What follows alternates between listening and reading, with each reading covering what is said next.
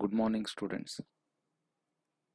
ನಿಮ್ಮ ಕಾಸ್ಟ್ ಅಕೌಂಟಿಂಗ್ನ second chapter elements of cost ಇವತ್ತು ತಿಳ್ಕೊಳ್ಳೋಣ.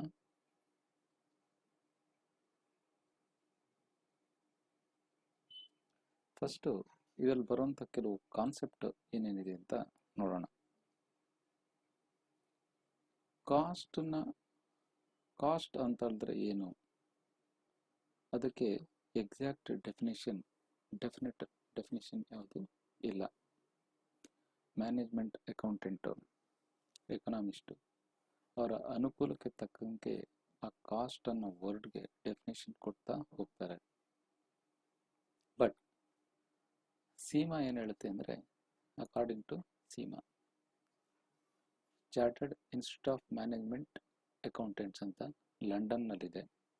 ಈ ಕಾಸ್ಟ್ ಅಕೌಂಟಿಂಗ್ ಸಬ್ಜೆಕ್ಟ್ನ ಸ್ಪೆಷಲೈಸೇಷನ್ ಸಂಬಂಧಪಟ್ಟ ಹಾಗೆ ಇದು ಒಂದು ಇನ್ಸ್ಟಿಟ್ಯೂಟ್ ಲಂಡನ್ನಲ್ಲಿದೆ. 1990ನಲ್ಲಿ ಶುರುವಾಗಿದ್ದು. ಅದೇನು ಹೇಳುತ್ತೆ ಅಂದರೆ, the amount of expenditure whether it is actual or notional ಅಂತ ಹೇಳಿದ್ರೆ assumption, imaginational figure, incurred or attributable to given thing. ಅಂದರೆ ಅಮೌಂಟ್ ಒಂದು ವಸ್ತುವಿನ ಉತ್ಪಾದನೆ ಮಾಡಲಿಕ್ಕೆ ಇರ್ಬೋದು, ಅಥವಾ ಒಂದು ಸರ್ವಿಸ್ ಪ್ರೊವೈಡ್ ಮಾಡಲಿಕ್ಕೆ ಇರ್ಬೋದು. ಆ್ಯಕ್ಚುಯಲ್ ಆಗಿರುವಂಥ ಅಮೌಂಟ್ ಆಗಿರ್ಬೋದು, ಅಥವಾ ಒಂದು ಅಂದಾಜು ಮಾಡಿರುವಂಥ ಅಮೌಂಟು ಕಾಸ್ಟ್ ಅಂತ ಹೇಳ್ತಾ ಇದ್ದೀನಿ.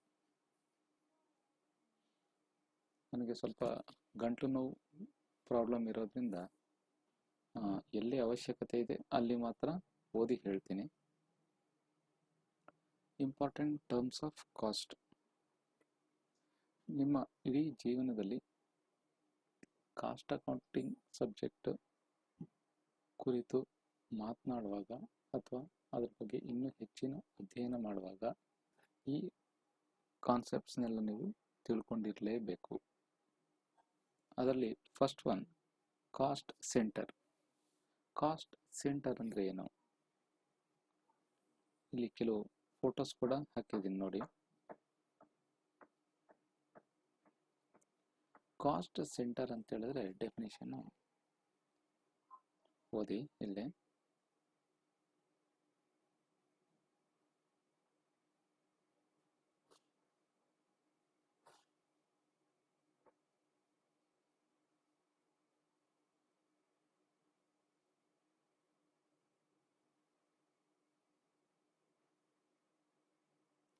ಅಂದರೆ ಈ ಕಂಪನಿಯಲ್ಲಿ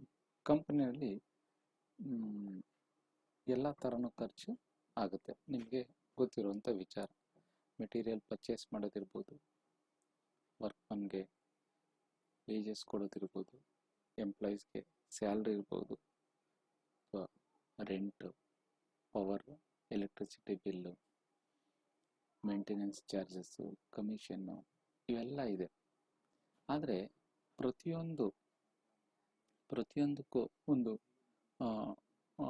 ಗ್ರೂಪ್ ಮಾಡಿಕೊಂಡು, ಡಿಪಾರ್ಟ್ಮೆಂಟ್ ಮಾಡಿಕೊಂಡು, ಅದನ್ನು ಸ್ಪೆಸಿಫಿಕ್ ಆಗಿ ಆ ಡಿಪಾರ್ಟ್ಮೆಂಟ್ಗೆ ಅಥವಾ ಆ ವ್ಯಕ್ತಿಗೆ ಅಥವಾ ಯಾವುದೋ ಒಂದು ಮೆಷಿನ್ಗೆ ಎಷ್ಟು ಖರ್ಚಾಗ್ತಿದೆ ಅಂತ ಅವ್ರಿಗೊಂದು ಈಸಿಯಾಗಿ ಎಷ್ಟು ಕಾಸ್ಟ್ ಆಗ್ತಿದೆ ಅಂತ ಫೈಂಡ್ ಔಟ್ ಮಾಡೋದಕ್ಕೋಸ್ಕರ ಈ ಕಾಸ್ಟ್ ಸೆಂಟರ್ ಅಂತ ಮಾಡ್ಕೊಂಡಿದ್ದಾರೆ. ಇಲ್ಲಿ ನೋಡಿ ಹೇಳ್ತಾ ಇದ್ದಾನೆ, a section of the business to which costs can be charged. It may be a location ಅಂದರೆ ಡಿಪಾರ್ಟ್ಮೆಂಟ್ ಇರ್ಬೋದು, ಅಥವಾ sales area. an item of equipment, machine, delivery van. Person ಅಂದರೆ ಅವನಿಗೆ ಸೇಲ್ಸ್ ಕೊಡ್ತೀವಿ, ಕಮಿಷನ್ ಕೊಡ್ತೀವಿ, ಇನ್ಯಾವುದೋ ಬೆನಿಫಿಟ್ಸ್, ಇನ್ಶೂರೆನ್ಸ್ ಬೆನಿಫಿಟ್ ಇರ್ಬೋದು, ಈಗ ವರ್ಕ್ಮನ್ ಕಾಂಪನ್ಸೇಷನ್ ಇರ್ಬೋದು. ಸೊ ಇವೆಲ್ಲ ಕಾಸ್ಟ್ ಸೆಂಟರ್ನ ಏರಿಯಾಸ್. ಸೊ ಕಾಸ್ಟ್ ಆ್ಯಂಡ್ ಸೆಂಟರ್ಸ್ನಲ್ಲಿ ಎರಡು ಥರ ಇದೆ. ಒಂದು ಪರ್ಸನಲ್ ಕಾಸ್ಟ್ ಸೆಂಟರು ಮತ್ತು ಇನ್ನೊಂದು impersonal cost centre. Personal cost centre ಅಂತ ಹೇಳಿದ್ರೆ ಪರ್ಸನಲ್ಸ್ನ, ವ್ಯಕ್ತಿಗಳು, ಜೀವಂತವಾಗಿರುವಂಥ ವ್ಯಕ್ತಿಗಳನ್ನ ಕನ್ಸಿಡರ್ ಮಾಡಿ, ಅವ್ರನ್ನ ಟಾರ್ಗೆಟ್ ಮಾಡಿ ಆಗುವಂಥ ಖರ್ಚು. ಇಲ್ಲಿ ಸೆಕೆಂಡ್ ಲೊಕೇಶನ್ ಅಥವಾ ಐಟಮ್ ಆಫ್ ಎಕ್ವಿಪ್ಮೆಂಟ್ ಅಂದರೆ non impersonal cost centre.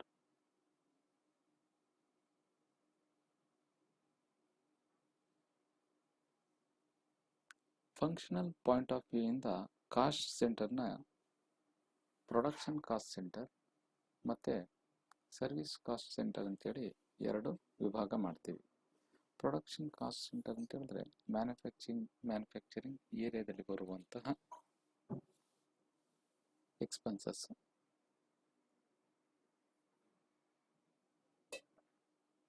Melting shop ಇರ್ಬೋದು, ಮೆಷಿನ್ ಡಿಪಾರ್ಟ್ಮೆಂಟ್, ಈ ಡಿಪಾರ್ಟ್ಮೆಂಟ್ಗಳಲ್ಲಿ ಆಗುವಂತಹ expenses. Next service cost centre. Service cost centre apart from the production cost centres service provide ಮಾಡುವಂಥದ್ದು ಆ ಸೆಕ್ಟರ್ನ ಸೆಗ್ಮೆಂಟ್ನ ಇಲ್ಲಿ ನಾವು ಸರ್ವಿಸ್ ಕಾಸ್ಟ್ ಸೆಂಟರ್ ಅಂತ ಹೇಳಿದ್ವಿ. ಈಗ ಕಂಪನೀಸು ಇಂಡಸ್ಟ್ರೀಸ್ ಅಂತ ಹೇಳಿದ್ರೆ ಎಲ್ಲರೂ ಕೂಡ ಮ್ಯಾನುಫ್ಯಾಕ್ಚರಿಂಗ್ ಆ್ಯಕ್ಟಿವಿಟೀಸ್ನಲ್ಲಿ ತೊಡಗಿಕೊಂಡಿರ್ತಾರೆ ಅಂತ ಏನಿಲ್ಲ. ಈಗ ಟ್ರಾನ್ಸ್ಪೋರ್ಟ್ ಕಂಪನಿ ಇರ್ಬೋದು, ಹಾಸ್ಪಿಟಲ್ ಇರ್ಬೋದು, ಎಜುಕೇಷನ್ ಇನ್ಸ್ಟಿಟ್ಯೂಷನ್ ಇರ್ಬೋದು, ಇವೆಲ್ಲ ಸರ್ವಿಸ್ನ ಪ್ರೊವೈಡ್ ಮಾಡ್ತಾರಂಥದ್ದು. ಸೊ ಆದ್ದರಿಂದ ಸರ್ವಿಸ್ ಕಾಸ್ಟ್ ಸೆಂಟರು ಅಲ್ಲಿ ಅಪ್ಲೈ ಆಗುತ್ತೆ. ಎಕ್ಸಾಂಪಲ್ ಇದೆ power house, tool room, stores department. ಈ ಡಿಪಾರ್ಟ್ಮೆಂಟ್ಗಳಲ್ಲಿ ಎಲ್ಲೂ ಮ್ಯಾನುಫ್ಯಾಕ್ಚರ್ ಮಾಡೋದಿಲ್ಲ, ಇಲ್ಲಿ ಕೊಡುವಂಥದ್ದು ಸರ್ವಿಸ್. ನೋಡಿ, ಇಲ್ಲಿ ನಿಮಗೆ ಕಾಸ್ಟ್ ಸೆಂಟರ್ ಬಗ್ಗೆ ಕ್ಲಿಯರ್ ಆಗಿ ಅರ್ಥ ಆಗಬೇಕಂದ್ರೆ ಈ ಸೆಂಟೆನ್ಸ್ನ ಕ್ಲಿಯರ್ ಆಗಿ ಓದಿ. If a cost center is a machine, it will be charged with the cost of power, light, depreciation and its share of rent. ಅಂದರೆ ನಾವು ಮುಂಚೆನೇ ನೋಡಿದ್ವಿ, ಕಾಸ್ಟ್ ಸೆಂಟರ್ನ ಒಂದು ಮೆಷಿನ್ನ ಕಾಸ್ಟ್ ಸೆಂಟರ್ ಅಂತಾಗಿ ಗುರುತಿಸ್ಬೋದು, ಒಬ್ಬ ಪರ್ಸನ್ನ ಕಾಸ್ಟ್ ಸೆಂಟರ್ ಆಗಿ ಗುರುತಿಸ್ಬೋದು, ಅಥವಾ ಒಂದು ಡಿಪಾರ್ಟ್ಮೆಂಟ್ನ ಇಡೀ ಡಿಪಾರ್ಟ್ಮೆಂಟ್ ಅಂದರೆ ಆ ಡಿಪಾರ್ಟ್ಮೆಂಟ್ಗೆ ಎಷ್ಟು ಖರ್ಚಾಗ್ತಾ ಇದೆ, ಅಥವಾ ಆ ಪರ್ಟಿಕ್ಯುಲರ್ ಒಬ್ಬ ಪರ್ಸನ್ಗೆ ಎಷ್ಟು ಖರ್ಚಾಗ್ತಾ ಇದೆ, ಅಥವಾ ಆ ಮೆಷಿನ್ಗೆ ಎಷ್ಟು ಖರ್ಚಾಗ್ತಿದೆ. ಮೆಷಿನ್ ಅಂತ ಒಂದು ಎಕ್ಸಾಂಪಲ್ ತಗೊಂಡಾಗ ನೋಡಿ, ಇಲ್ಲಿ ಒಂದು ಮೆಷಿನ್ ಅಂದರೆ ಬರೀ ಜಸ್ಟ್ ಮೆಷಿನ್ನ ತಂದು ಇನ್ಸ್ಟಾಲೇಷನ್ ಮಾಡೋದಲ್ಲ, ಆ ಇನ್ಸ್ಟಾಲೇಷನ್ ಮಾಡಿದ್ಮೇಲೆ ಅದನ್ನು ಬಳಸುವಾಗ ಯಾವ್ಯಾವ ರೀತಿ ಖರ್ಚಾಗ್ತದೆ. ಅದಕ್ಕೆ ಪವರ್ ಸಪ್ಲೈ ಮಾಡಬೇಕು, ಆಮೇಲೆ ಅದಕ್ಕೆ ಲೈಟ್ ಬೇಕು, ನೈಟ್ ಶಿಫ್ಟ್ ಅಲ್ಲ ಮಾಡಿದಾಗ ಲೈಟ್ ಬೇಕಾಗ್ತದೆ, ಅದಕ್ಕೆ ಡಿಪ್ರಿಸಿಯೇಷನ್ ಆಗ್ತದೆ, ಅದಕ್ಕೆ ಸಂಬಂಧಪಟ್ಟಂಥ ಬಿಲ್ಡಿಂಗ್ ಏನಾದ್ರು ಇತ್ತು ಅಂತ ಹೇಳಿದ್ರೆ ಅದಕ್ಕೆ ರೆಂಟ್ ಪೇ ಮಾಡಬೇಕು. ಅಥವಾ ಸೊ ಈ ಥರ ಒಂದು ಮೆಷಿನ್ ಅಂತ ಹೇಳಿದಾಗ ಅದಕ್ಕೆ ಯಾವ್ಯಾವ ರೀತಿ ಖರ್ಚಾಗ್ತದೆ ಅಂತ ಒಂದು ನಮಗೆ ಸ್ಪೆಸಿಫಿಕ್ ಎಕ್ಸಾಕ್ಟ್ ಫಿಗರ್ ಬೇಕಲ್ಲ ಮೆಷಿನ್ಗೆ ಸಂಬಂಧಪಟ್ಟ ಹಾಗೆ. ಸೊ ಅದನ್ನು ಆ ಪರ್ಪಸ್ಗೋಸ್ಕರ ಅಲ್ಲಿ ಮೆಷಿನ್ನೇ ಒಂದು ಕಾಸ್ಟ್ ಸೆಂಟರ್ ಅಂತಾಗಿ ಗುರುತಿಸ್ತಾ ಇದ್ದಾರೆ. ನೆಕ್ಸ್ಟ್ ಒಂದು ಟರ್ಮು ಕಾಸ್ಟ್ ಯೂನಿಟ್. ಕಾಸ್ಟ್ ಸೆಂಟರ್ನ ಮತ್ತು ಸಬ್ ಡಿವೈಡ್ ಮಾಡಿ ನಾವು ಕಾಸ್ಟ್ ಯೂನಿಟ್ ಅಂತೇಳಿ ಗುರುತಿಸ್ತಾ ಇದ್ದೀವಿ. ಎಕ್ಸಾಂಪಲ್, ಶುಗರ್ ಮಿಲ್ಲಲ್ಲಿ ಶುಗರ್ನ ಯಾವ ಮಾನದಂಡದಲ್ಲಿ ಅಳಿತಾರೆ, ಟನ್ಸ್ ಆಫ್ ಶುಗರ್, ಇಷ್ಟು ಟನ್ ಶುಗರ್ಗೆ ಇಷ್ಟು ರೇಟ್. ಮತ್ತು ಟೆಕ್ಸ್ಟೈಲ್ ಮಿಲ್ಲಲ್ಲಿ ಸೊ ಕಾಸ್ಟ್ ಪರ್ ಮೀಟರ್, ಒಂದು ಮೀಟ್ರ್ ಬಟ್ಟೆಗೆ ಇಷ್ಟು ಅಂತ. ಸೊ ಇಲ್ಲಿ ಬಳಸುವಂಥ words ton of sugar, metre of cloth, ಇವೆಲ್ಲ ಕಾಸ್ಟ್ ಯೂನಿಟ್ಸ್ ಅಂತ ಹೇಳಿದ್ವಿ. ನಿಮಗೆ ಸಿಂಪಲಾಗಿ ಹೇಳಬೇಕು ಅಂತ ಹೇಳಿದ್ರೆ ಆ ಕಾಸ್ಟನ್ನ ಯಾವ ಮಾನದಂಡದಲ್ಲಿ ಅಳಿತಾರೆ ಅನ್ನೋದೇ ಕಾಸ್ಟ್ ಯೂನಿಟ್. ನೋಡಿ ಎಕ್ಸಾಂಪಲ್ಸ್ ಇಲ್ಲಿದೆ ನೋಡಿ. ಸಿಮೆಂಟನ್ನು ಯಾವ ರೀತಿ ಕ್ಯಾಲ್ಕುಲೇಟ್ ಮಾಡ್ತಾರೆ, ಟನ್ ಲೆಕ್ಕದಲ್ಲಿ. ಕೆಮಿಕಲ್ಸ್ನ ಟನ್, ಕಿಲೋಗ್ರಾಮ್, ಲೀಟರ್, ಲಿಕ್ವಿಡ್ ಆಗಿದ್ರೆ ಲೀಟರ್, ಗ್ಯಾಲನ್. ಬ್ರಿಕ್ಸ್ 1000 ಇಟ್ಟಿಗೆಗಳಿಗೆ 1000 ಇಟ್ಟಿಗೆಗೆ ಇಷ್ಟಾಗುತ್ತೆ, 500ಗೆ ಇಷ್ಟಾಗುತ್ತೆ. ಸಾಫ್ಟ್ ಡ್ರಿಂಕ್ ಆದರೆ ಕ್ರೇಟಲ್ಲಿ, ನರ್ಸಿಂಗ್ ಹೋಮ್ ಹಾಸ್ಪಿಟ್ಲ್ಗಳಲ್ಲಿ ಒಂದು ಬೆಡ್ಗೆ ಪರ್ ಡೇಗೆ ಇಷ್ಟು ಅಂತ ಚಾರ್ಜ್ ಮಾಡ್ತಾರೆ. ಸ್ಪೆಷಲ್ ವಾರ್ಡ್ ಇರ್ಬೋದು, ಆರ್ಡಿನರಿ, ಜನರಲ್ ವಾರ್ಡ್, ಒಂದೊಂದಕ್ಕೆ ಒಂದೊಂದು ರೇಟ್ ಇರುತ್ತೆ. ಸೊ ಯಾವ ಆಧಾರದ ಮೇಲೆ ಅವರು ಕಾಸ್ಟನ್ನು ಚಾರ್ಜ್ ಮಾಡ್ತಾರಲ್ಲ ಆ ಆಧಾರನೇ ಕಾಸ್ಟ್ ಯೂನಿಟ್ ಅಂತ ಹೇಳೋದು.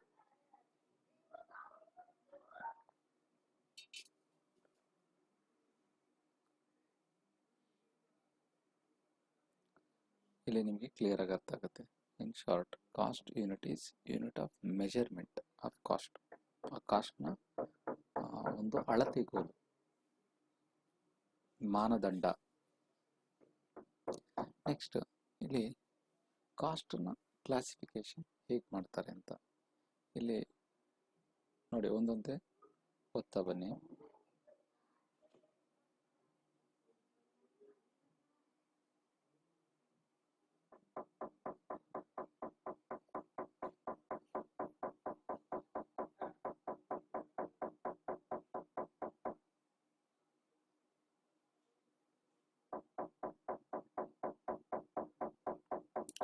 ಇದು ಯಾವ ಬೇಸ್ ಮೇಲೆ ಮಾಡ್ತಾರೆ ಅನ್ನೋದು, ಇವೆಲ್ಲ ಟೈಪ್ಸ್ ನಿಮಗೆ ಕಾಸ್ಟ್ ಯಾವ ಥರ ಇದೆ ಅಂತ ಇದನ್ನು ಒಂದೊಂದಾಗಿ ನೋಡೋಣ.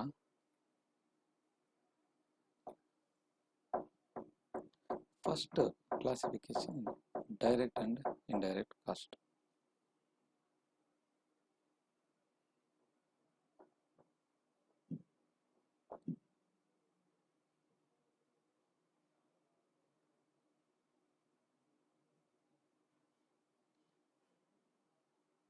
ಎಕ್ಸಾಂಪಲ್, ಡೈರೆಕ್ಟ್ ಕಾಸ್ಟ್ ಅಂತ ಹೇಳಿದ್ರೆ ಒಂದು ಪ್ರಾಡಕ್ಟ್ನಲ್ಲಿ ನೀವು ಐಡೆಂಟಿಫೈ ಮಾಡಬಹುದಾದಂಥ ಖರ್ಚು ಏನಾದ್ರು ಇತ್ತು ಅಂತ ಹೇಳಿದ್ರೆ ಅದೆಲ್ಲ direct cost. Example, cost of raw materials, wages of machine operator, etcetera.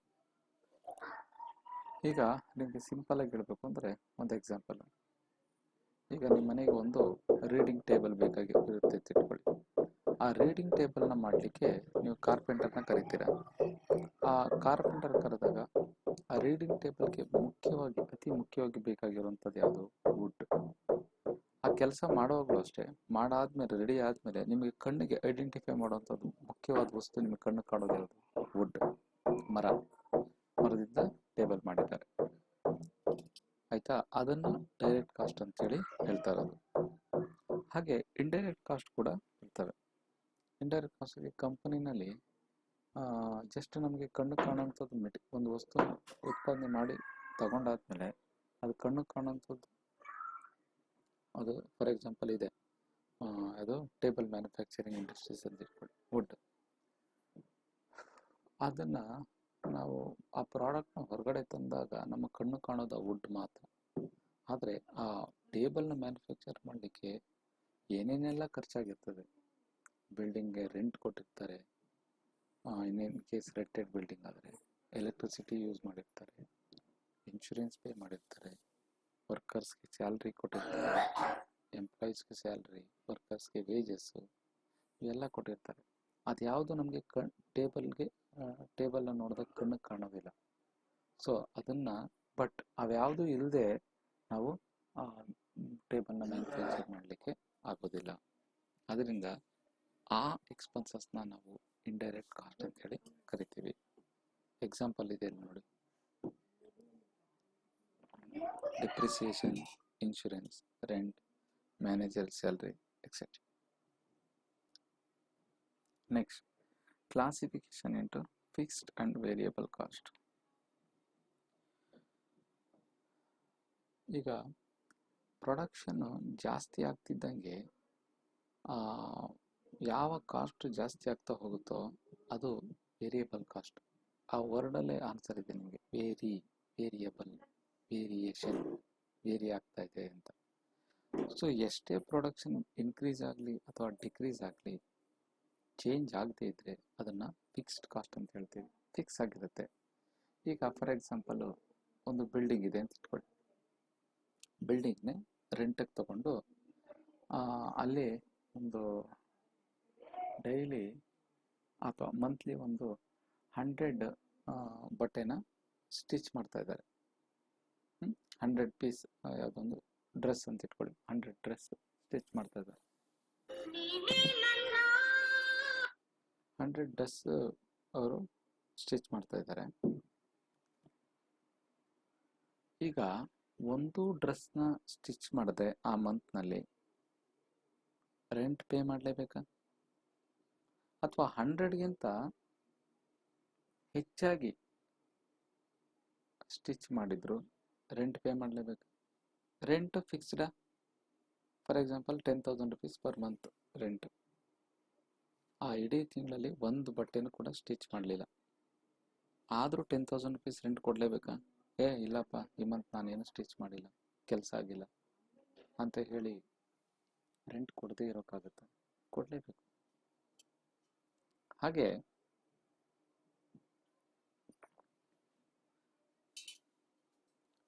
100 stitch ಮಾಡೋಂಥ ಪ್ಲೇಸ್ನಲ್ಲಿ ಒಂದು 500 ಸ್ಟಿಚ್ ಮಾಡ್ತಾ ಇದ್ದಾರೆ ಅಂದರೆ ರೆಂಟ್ ಏನಾದ್ರು ಜಾಸ್ತಿ ಕೇಳ್ತಾರಾ?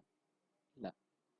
ಸೊ ಇಲ್ಲಿ ರೆಂಟ್ ಇದೆಯಲ್ಲ, ಅದು ಫಿಕ್ಸ್ಡ್ ಕಾಸ್ಟ್. ಹಾಗೆ ಮ್ಯಾನೇಜರ್ಗೆ ಕೊಡುವಂಥ ಸ್ಯಾಲ್ರಿ ಇರ್ಬೋದು, ಪ್ರೊಡಕ್ಷನ್ ಇನ್ಕ್ರೀಸ್ ಆಗಲಿ ಡಿಕ್ರೀಸ್ ಆಗಲಿ salary same. But fixed cost per unit decreases when volume of production increases, vice versa. ಆದರೆ ಫಿಕ್ಸ್ಡ್ ಕಾಸ್ಟ್ ಪರ್ ಯೂನಿಟ್ ಇದೆಯಲ್ಲ, ಅದು ವಾಲ್ಯೂಮ್ ಇನ್ಕ್ರೀಸ್ ಆಗ್ತಿದ್ದಂಗೆ ಪರ್ ಯೂನಿಟ್ ಕಾಸ್ಟ್ ಡಿಕ್ರೀಸ್ ಆಗುತ್ತೆ. ಆದರೆ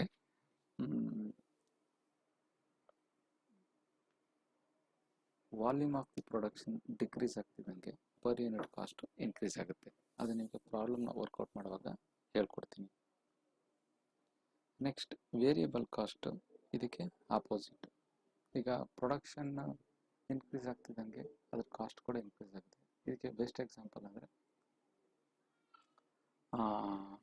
ರಾ ಮೆಟೀರಿಯಲ್. ಈಗ ರಾ ಮೆಟೀರಿಯಲ್ 100 ಯೂನಿಟ್ಸ್ ಪ್ರೊಡ್ಯೂಸ್ ಮಾಡಲಿಕ್ಕೆ ಒಂದು 100 ಒಂದು 1 ಟನ್ ಕ್ಲಾತ್ ಬೇಕಾಗುತ್ತೆ ಅಂತ ಇಟ್ಕೊಳ್ಳಿ.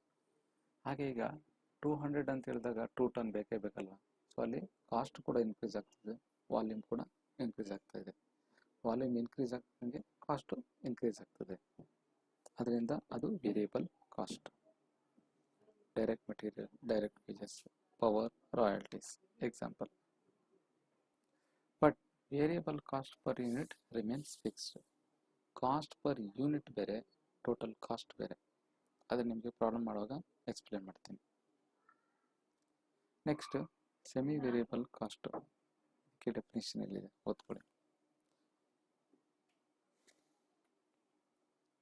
ಒಂದು ಹಂತದವರೆಗೆ ಅದು ಫಿಕ್ಸ್ ಆಗಿರುತ್ತೆ, ಬಟ್ ಆ ಒಂದು ಹಂತ ದಾಟದ ಮೇಲೆ to some extent it will remain fixed, but after that ಅದನ್ನು ವೇರಿಯಬಲ್ ಕಾಸ್ಟ್ ಆಗಿ ಕನ್ವರ್ಟ್ ಆಗುತ್ತೆ. ಇದಕ್ಕೆ ಬೆಸ್ಟ್ ಎಕ್ಸಾಂಪಲ್ ಅಪ್ಪ ಅಂತ ಹೇಳಿದ್ರೆ, ಮನೆಗೆ ಲ್ಯಾಂಡ್ಲೈನ್ ಕನೆಕ್ಷನ್ ತಗೊಂಡಿರ್ತೀರ. ಅವ್ರು ಹೇಳ್ತಾರೆ ಎವ್ರಿ ಮಂತ್ ನಿಮಗೆ 250 ಕಾಲ್ಸ್ ಫ್ರೀ ಅಂತ, but rent 500 rupees. 250 calls free, every month ನಿಮಗೆ 500 ರುಪೀಸ್ ಫಿಕ್ಸ್ಡ್ ಇರ್ತದೆ.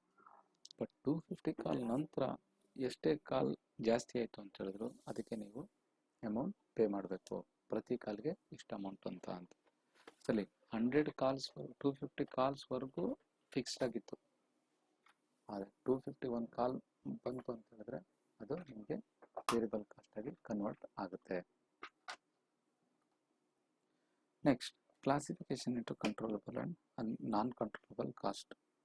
ಅಂದರೆ ಮ್ಯಾನೇಜ್ಮೆಂಟ್ನ ಕೈನಲ್ಲಿ ಯಾವ್ಯಾವ ಕಾಸ್ಟನ್ನ ಕಂಟ್ರೋಲ್ ಮಾಡಬಹುದೋ ಅವ್ರ ಕೈಲಿರುತ್ತೋ ಅದನ್ನು ಕಂಟ್ರೋಲಬಲ್ ಕಾಸ್ಟ್ ಅಂತ ಹೇಳ್ತೀವಿ.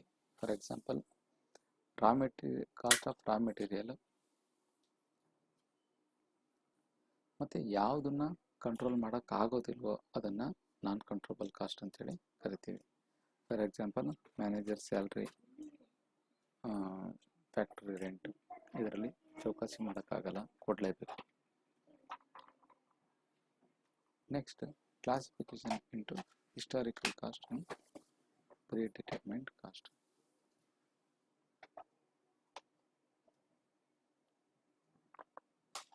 ಹಿಸ್ಟಾರಿಕಲ್ ಕಾಸ್ಟ್ ಅಂದರೆ ಹೆಸರೇ ಹೇಳ್ತಾ ಇದೆ, ಹಿಸ್ಟರಿ ಅಂದರೆ ಕಳೆದು ಹೋಗಿದ್ದು, ನಡೆದು ಹೋಗಿದ್ದು. ಇಲ್ಲೂ ಕೂಡ ಅಷ್ಟೇ, ಕಾಸ್ಟ್ ಆಗಿ ಹೋಗಿದೆ, ಆ ಕಾಸ್ಟನ್ನ ಹಿಸ್ಟಾರಿಕಲ್ ಕಾಸ್ಟ್ ಅಂತೇಳಿ ಕರಿತೀವಿ. ಪ್ರೀ ಡಿಟರ್ಮೈನ್ಡ್ ಕಾಸ್ಟ್ ಅಂತ ಹೇಳಿದ್ರೆ ಇನ್ನೂ ಕಾಸ್ಟ್ ಆಗಿಲ್ಲ, ಇನ್ನೂ ವೆಚ್ಚ ಆಗಿಲ್ಲ, ಇಷ್ಟು ಆಗ್ಬೋದು ಅಂತ ಅಂದಾಜು ಮಾಡ್ತಾ ಇದ್ದೀವಿ. ಅದನ್ನು ಪ್ರೀ ಡಿಟರ್ಮೈಂಡ್ ಮುಂಚೆನೇ ಕಂಡುಹಿಡಿಯಬಹುದು. ಫಾರ್ ಎಕ್ಸಾಂಪಲ್, ಈಗ ಒಂದು ಪೆನ್ನ ಮ್ಯಾನುಫ್ಯಾಕ್ಚರ್ ಮಾಡಲಿಕ್ಕೆ 1000 ಪೆನ್ನ ಮ್ಯಾನುಫ್ಯಾಕ್ಚರ್ ಮಾಡಲಿಕ್ಕೆ ಎಷ್ಟು 10,000 ರೂಪೀಸ್ ಆಗುತ್ತೆ ಅಂತ ಅಂದಾಜು. Next, classification into normal and abnormal cost. Definition ಇದೆ ಇಲ್ಲೇ ಓದಿ.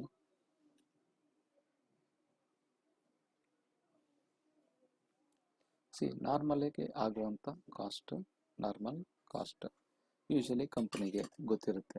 ಒಂದು ಪ್ರಾಡಕ್ಟ್ನ ಮ್ಯಾನುಫ್ಯಾಕ್ಚರ್ ಮಾಡಲಿಕ್ಕೆ ಇಷ್ಟು ನಾರ್ಮಲಾಗಿ ಕಾಸ್ಟ್ ಆಗುತ್ತೆ. 200 ಯೂನಿಟ್ಸ್ಗೆ 1000 ರೂಪೀಸ್, 200 ಯೂನಿಟ್ಸ್ಗೆ 200, 2000. ಹಾಗೆ ಒಂದು ಅಂದಾಜು ಅವರು ಬೈ ಪ್ರಾಕ್ಟೀಸ್ ಗೊತ್ತಾಗಿರುತ್ತೆ, ಇಷ್ಟು ಪ್ರಾಡಕ್ಟ್ನ ಮ್ಯಾನುಫ್ಯಾಕ್ಚರ್ ಮಾಡಬೇಕಂದ್ರೆ ಇಷ್ಟು ನಾರ್ಮಲಾಗಿ ಕಾಸ್ಟ್ ಆಗುತ್ತೆ ಅಂತ. ಹಾಗಾದರೆ ಅಬ್ನಾರ್ಮಲ್ ಕಾಸ್ಟ್ ಅಂದರೆ ಏನು? ಅಬ್ನಾರ್ಮಲ್ ಕಾಸ್ಟ್ ಅಂತ ಹೇಳಿದ್ರೆ ಅವರು ಎಕ್ಸ್ಪೆಕ್ಟ್ ಮಾಡಿರೋದಿಲ್ಲ, ಆದರೆ ಅಡಿಷ್ನಲ್ ಆಗಿ ಕಾಸ್ಟ್ ಆಗ್ಬೋದು. ಈಗ ಫಾರ್ ಎಕ್ಸಾಂಪಲ್, ಯಾವುದೋ ಒಂದು ಗೋಡನ್ಗೆ ಬೆಂಕಿ ಬಿದ್ದು ಲಾಸ್ ಆಯಿತು ಅಂತ ಹೇಳಿದಾಗ ಅವ್ರಿಗೆ ಅದು ಕಾಸ್ಟನ್ನು ಲೆಕ್ಕ ಹಾಕೊಂಡೆ ಅವರು ಸೆಲ್ಲಿಂಗ್ ಪ್ರೈಸ್ನ ಫಿಕ್ಸ್ ಮಾಡೋದು ಪ್ರಾಡಕ್ಟ್ಗೆ. ಸೊ ಅಂಥ ಕಾಸ್ಟ್ಗಳು ಬೇಕಾಗ್ತದೆ. ಯಾವುದೊಂದು ಸೂಟ್ ಫೈಲ್ ಮಾಡಿರೋಂಥ ಈಗ ಸುಮಾರು ಅನ್ಎಕ್ಸ್ಪೆಕ್ಟೆಡ್ ಆಗಿ, ಕಂಟಿಂಜೆನ್ಸಿಯಾಗಿ ಅನ್ಎಕ್ಸ್ಪೆಕ್ಟೆಡ್ ಆಗುವಂಥ ಒಂದು ಕೆಮಿಕಲ್ ರಿಯಾಕ್ಷನಿಂದ ಇದಾಗುವಂಥದ್ದು. ಸೊ ಆ ಥರ ಬೇಕಾದಷ್ಟು ಅವ್ರಿಗೆ ಎಕ್ಸ್ಪೆನ್ಸಸ್ ಅಥವಾ ಕಾಸ್ಟ್ ಏನಾಗ್ತದೋ ಅದು ಅಬ್ನಾರ್ಮಲ್ ಕಾಸ್ಟ್. ಸೊ ಇದನ್ನು ಯಾವುದಕ್ಕೆ ಚಾರ್ಜ್ ಮಾಡ್ತಾರೆ ಅಂದರೆ ಕಾಸ್ಟಿಂಗ್, ಪ್ರಾಫಿಟ್ ಆ್ಯಂಡ್ ಲಾಸ್ ಅಕೌಂಟ್ಗೆ. ನೆಕ್ಸ್ಟ್, ಮೆಥಡ್ಸ್ ಆಫ್ ಕಾಸ್ಟಿಂಗ್ನಲ್ಲಿ first one is job order costing. ನಿಮ್ಗೆ ಇದಕ್ಕೆ ಬೆಸ್ಟ್ ಎಕ್ಸಾಂಪಲ್ ಅಂತ ಹೇಳಿದ್ರೆ, ಈಗ ನಿಮಗೆ ಒಂದು ಮನೆಗೆ ಸೋಫಾ ಮಾಡಿಸ್ಬೇಕು ಅಂತ ಇಟ್ಕೊಳ್ಳಿ. ಆ ಸೋಫಾ ಮಾಡಿಸ್ಲಿಕ್ಕೆ ನಿಮ್ಗೆ ಯಾವ ರೀತಿ ಡಿಸೈನ್ ಬೇಕೋ ಆ ಥರ ಆರ್ಡರ್ ಕೊಟ್ಟು ಕಾರ್ಪೆಂಟ್ರಿಗೆ ಹೇಳ್ತೀರಾ, ಅದು job order costing. Printing press, repair shop, interior decoration, ಇದೆಲ್ಲ ಎಕ್ಸಾಂಪಲ್ಸ್. ನೆಕ್ಸ್ಟ್, ಕಾಂಟ್ರಾಕ್ಟ್ ಕಾಸ್ಟಿಂಗ್ ಅಥವಾ ಟರ್ಮಿನಲ್ ಕಾಸ್ಟಿಂಗ್. ಕಾಂಟ್ರಾಕ್ಟ್ ಕಾಸ್ಟಿಂಗ್ ಅಂತ ಹೇಳಿದ್ರೆ ಈ ಕಾಂಪ್ಲೆಕ್ಸ್ ಮನೆಗಳು ಕಟ್ಟೋದು, bridges, roads, ship building. So ಇಂಥ ಕಂಪನೀಸು ಈ ಕಾಂಟ್ರಾಕ್ಟ್ ಕಾಸ್ಟಿಂಗ್ ಮೆಥಡ್ನ ಫಾಲೋ ಮಾಡ್ತವೆ. ಬ್ಯಾಚ್ ಕಾಸ್ಟಿಂಗ್, ಇಲ್ಲಿ ಒಂದೇ ಥರನಾದ ಪ್ರಾಡಕ್ಟ್, ಐಡೆಂಟಿಕಲ್ ಪ್ರಾಡಕ್ಟ್ಸ್ ಏನಿದೆಯಲ್ಲ, ಈ ಐಡೆಂಟಿಕಲ್ ಪ್ರಾಡಕ್ಟ್ಸ್ ಮ್ಯಾನುಫ್ಯಾಕ್ಚರ್ ಮಾಡುವಂಥ ಇಂಡಸ್ಟ್ರೀಸು ಈ ಬ್ಯಾಚ್ ಕಾಸ್ಟಿಂಗ್ನ ಅಡಾಪ್ಟ್ ಮಾಡ್ಕೊತವೆ. ಬೆಸ್ಟ್ ಎಕ್ಸಾಂಪಲ್ ಅಂದರೆ toys, readymade garments, shoes, tyres, tubes, components, etcetera. Process costing, ಇಲ್ಲಿ especially soap manufacturing industries, chemical industries ಒಂದು ಪ್ರಾಡಕ್ಟು ರಾ ಮೆಟೀರಿಯಲಿಂದ ಫೈನಲ್ ಪ್ರಾಡಕ್ಟ್ ಆಗಿ convert ಮಾಡೋದಕ್ಕೆ ಬೇಕಾದಷ್ಟು ಪ್ರೋಸೆಸ್ಗಳನ್ನ ದಾಟಿ ಬರುವಂತಹ ಇಂಡಸ್ಟ್ರೀಸ್ ಅಥವಾ ಪ್ರಾಡಕ್ಟ್ಸ್ ಏನಾದ್ರು ಇದ್ದರೆ ಅವು ಈ ಪ್ರೋಸೆಸ್ ಕಾಸ್ಟಿಂಗ್ನ ಅಡಾಪ್ಟ್ ಮಾಡ್ಕೋತವೆ. ಎಕ್ಸಾಂಪಲ್ ನಿಮಗೆ textile mills, chemical, sugar, refineries, soap. Operation costing, so ಇದು ಸ್ವಲ್ಪ ಪ್ರೋಸೆಸ್ ಕಾಸ್ಟಿಂಗ್ನ ಟ್ಯೂನ್ ಮಾಡಿ ಮಾಡಿರುವಂಥ method operation costing. Next, single output or unit costing. So ಇದು ಯೂನಿಫಾರ್ಮ್ ಆಗಿ ಇರುವಂಥ ಪ್ರಾಡಕ್ಟ್ಸ್, ಬಟ್ 2-3 ವೆರೈಟೀಸ್. ಈಗ ಫಾರ್ ಎಕ್ಸಾಂಪಲ್, ನಿಮಗೆ ಒಂದು ಬೈಕ್ನಲ್ಲಿ ತಗೊಂಡಾಗ 100 cc ಬೈಕ್ ಸಿಗುತ್ತೆ, 125 cc, 150 cc, ಆ ಥರ 125 cc. ಸೊ ಆ ಥರ ವೆರೈಟಿ ಇರುವಂಥದ್ದು. ಮತ್ತು ಈಗ ಮೈನಿಂಗ್ನಲ್ಲಿ ನಿಮಗೆ ಸಿಗುವಂಥ ಮೆಟೀರಿಯಲ್ಸು ಡಿಫ್ರೆಂಟ್ ಗ್ರೇಡ್ಸ್ನಲ್ಲಿ ಸಿಗುತ್ತೆ. ನಿಮಗೆ ಇದಿರ್ಬೋದು, ಯಾವುದೋ ಗ್ರಾನೈಟ್ ಇರ್ಬೋದು, ಫಸ್ಟ್ ಕ್ವಾಲಿಟಿ, ಸೆಕೆಂಡ್ ಕ್ವಾಲಿಟಿ, ವುಡ್ಡಲ್ಲಿ ಫಸ್ಟ್, ಸೆಕೆಂಡ್, ಥರ್ಡ್, ಆ ಥರ ಇಂಡಸ್ಟ್ರೀಸ್ ಏನಾದ್ರು ಇತ್ತು ಅಂತ ಹೇಳಿದ್ರೆ ಅವರು ಇದನ್ನು ಮಾಡ್ತಾರೆ, ಫಾಲೋ ಮಾಡ್ತಾರೆ. Next, operating costing. ಇಲ್ಲಿ ಫಿಫ್ತ್ ಒನ್ನು ಆಪರೇಷನ್ ಕಾಸ್ಟಿಂಗ್ ಬೇರೆ, ಆಪರೇಟಿಂಗ್ ಕಾಸ್ಟಿಂಗ್ ಬೇರೆ. ಆಪರೇಟಿಂಗ್ ಕಾಸ್ಟಿಂಗ್ ಅಂದರೆ ಸರ್ವಿಸ್ ಕಾಸ್ಟಿಂಗು. ಈಗ college, hospital, cinema theatre, transport company, electricity, power supply. So ಇಂಥ ಇಂಡಸ್ಟ್ರೀಸು ಈ ಮೆಥಡ್ನ, ಕಾಸ್ಟಿಂಗ್ ಮೆಥಡ್ನ ಅಪ್ಲೈ ಮಾಡ್ಕೋತವೆ. ಈಗ ನೀವು ಸಿನಿಮಾಗೆ ಹೋಗ್ತೀರಾ, ಒಂದು ಟಿಕೆಟ್ಗೆ ಬಾಲ್ಕನಿಗಿಷ್ಟು, ಫಸ್ಟ್ ಕ್ಲಾಸ್ಗಿಷ್ಟು ಅಂತ ಯಾವ ಆಧಾರದ ಮೇಲೆ ಅವರು ರೇಟ್ನ ಫಿಕ್ಸ್ ಮಾಡ್ತಾರೆ? ಈ ಕ್ಯಾಲ್ಕುಲೇಷನ್ ಇದೆ, ಈ ಮೆಥಡಿಂದಾನೆ ಫಾಲೋ ಮಾಡಿ. Next, multiple or composite casting.